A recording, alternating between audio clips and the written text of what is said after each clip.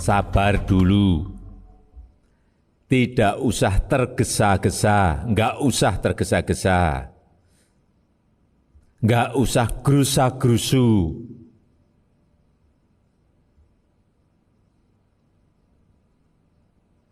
Saya tahu relawan Jokowi, termasuk Seknas Jokowi, ini seksi. Seksi. Pasti akan ditarik-tarik ke sana kemari oleh para calon yang ingin maju pada pemilihan presiden 2024. Akan menjadi rebutan banyak pihak untuk didekati.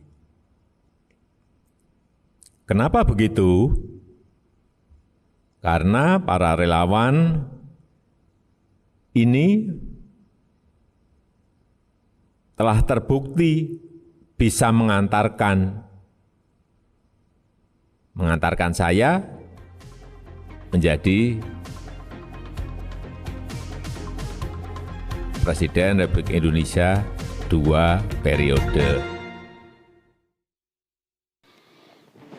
Catatan minggu ini, penentu Pilpres 2024 adalah relawan Jokowi.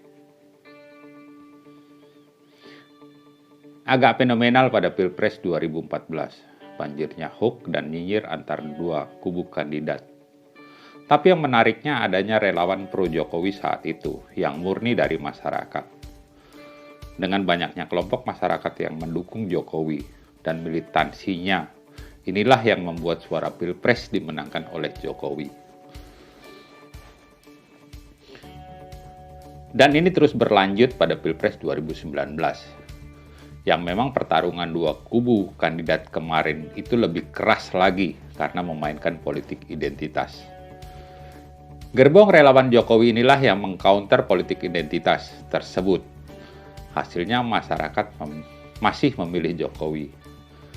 Dan kelompok-kelompok pendukung Jokowi inilah yang sedang dilirik oleh para parpol guna meraup suara akar rumput di Pilpres 2024. Ada beberapa alasan yang mengindikasikan itu. Pertama, sudah pakem demokrasi bahwa kandidat calon presiden dan wakilnya diajukan oleh parpol dan koalisinya karena mengacu pada undang-undang. Tapi kadang masyarakat tidak tertarik oleh kandidat yang diajukan oleh parpol-parpol tersebut, sekalipun dia adalah pendukung parpol tersebut itu.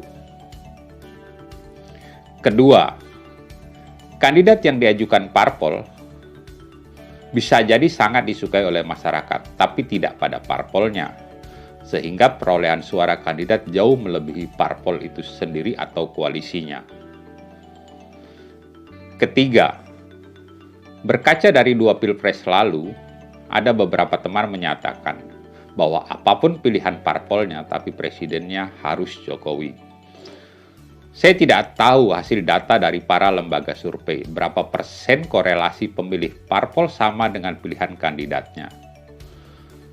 Jika melihat suara legislatif dari PDIP, hanya beberapa persen saja pemilih Jokowi yang menjatuhkan pilihannya kepada PDIP. 4. Dari dua periode kepemimpinan Jokowi, para pemilih maupun relawan ini relatif dalam tanda petik cukup puas dengan kinerja Jokowi sebagai presiden. Terlihat dari beberapa hasil survei kinerjanya yang berada di angka 65-70% menyatakan puas. Disinilah suara relawan Jokowi sangat menarik untuk dilirik parpol, karena siapapun yang diarahkan oleh Jokowi untuk meneruskan kepemimpinannya akan sangat didukung oleh relawan dan pemilihnya dulu. Dan ingat, relawan ini dengan militansinya memperjuangkan calon yang didukung oleh Jokowi. 5. Bagaimana jika calon yang didukung oleh Jokowi tapi tidak diajukan oleh koalisi parpolnya? Relawan Jokowi lebih memilih ikut calon yang didukung oleh Jokowi, sekalipun pilihannya berbeda dengan pilihan parpolnya. Seperti dua pilpres lalu, pilihan parpol bisa sangat beda dengan pilihan kandidat capres maupun cawapresnya. 6. Jika parpol hanya bertumpu pada mesin partai yang efektivitasnya dalam 2 pilpres kemarin cukup dipertanyakan.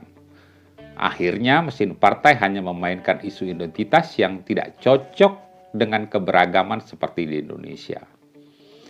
Akhirnya semua parpol melihat kelompok-kelompok masyarakat yang menyuarakan calon kandidatnya agar dilirik oleh parpol dan koalisinya. Banyak hasil survei menggambarkan pilihan masyarakat untuk calon pemimpinnya, bukan partai memaksakan calonnya kepada pemilih, kan?